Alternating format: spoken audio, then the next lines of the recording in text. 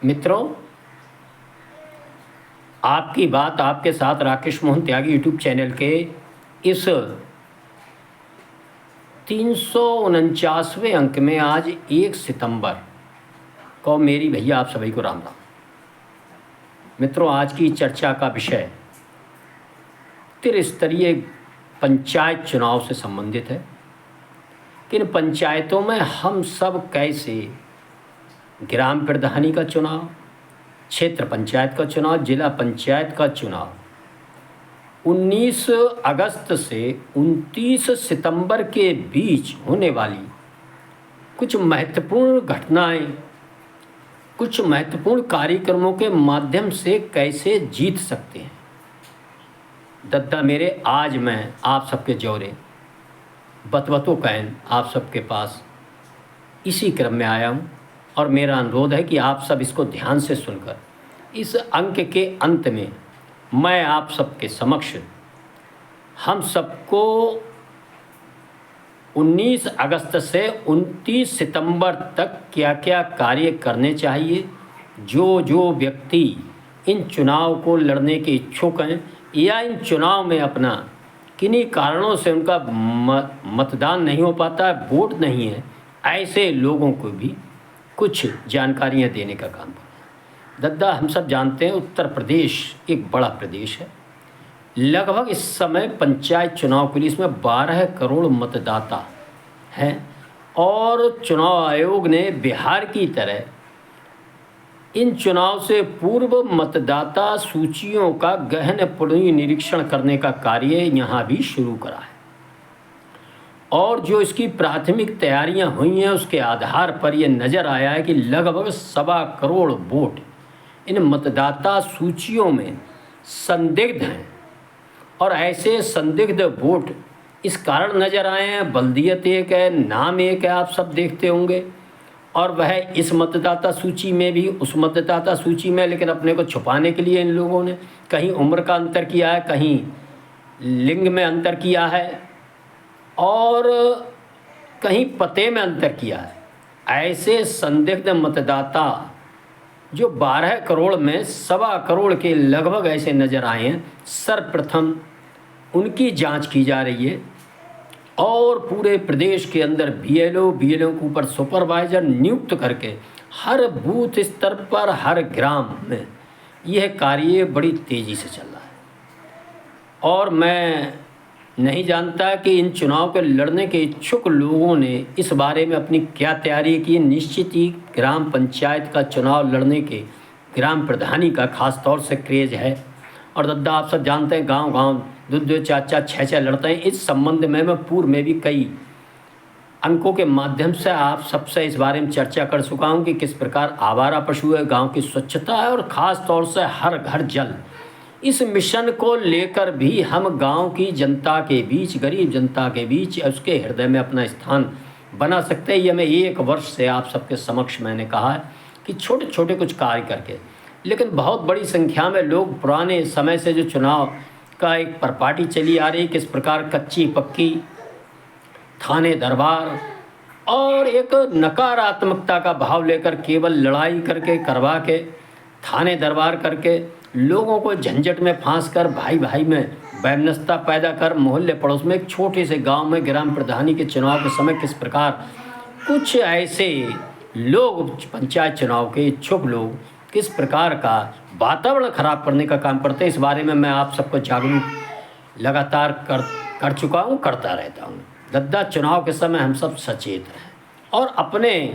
ग्राम प्रधानी के चुनाव में अच्छे प्रत्याशियों को चुने और साथ ही जो वर्तमान समय में हम सबको ये मौका मिला है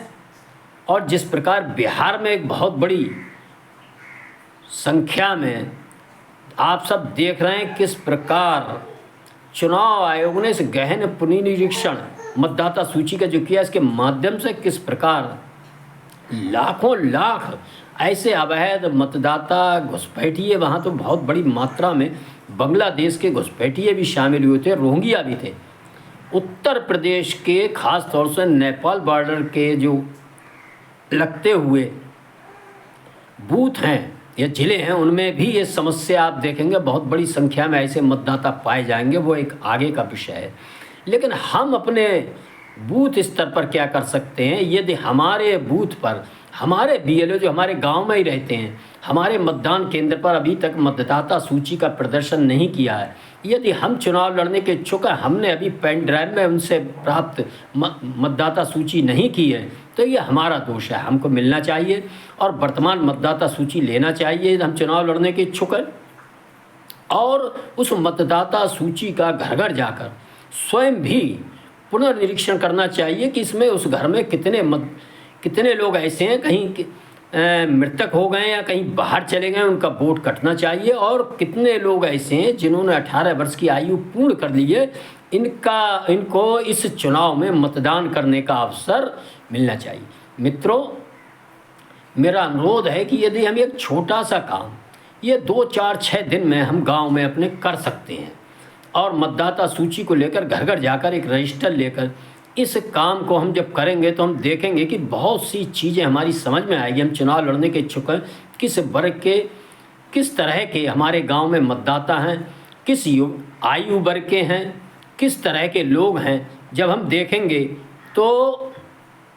सारी अपने बूथ की, अपनी ग्राम पंचायत की स्थिति हमारी समझ में आ जाएगी और हमारी समझ में ये आएगा कि लंबे पिछले कई चुनाव में लोगों की शिकायत रहती कि साहब हम तो चुनाव जीत जाते, लेकिन क्या करें, कुछ 50 वोट, 60 वोट, 70 वोट, 80 वोट हमारे गांव में साहब बाहर के जिनको कहूँ पतो ही ना आई, और जब वोट डालने गए तो पतो लागी उनने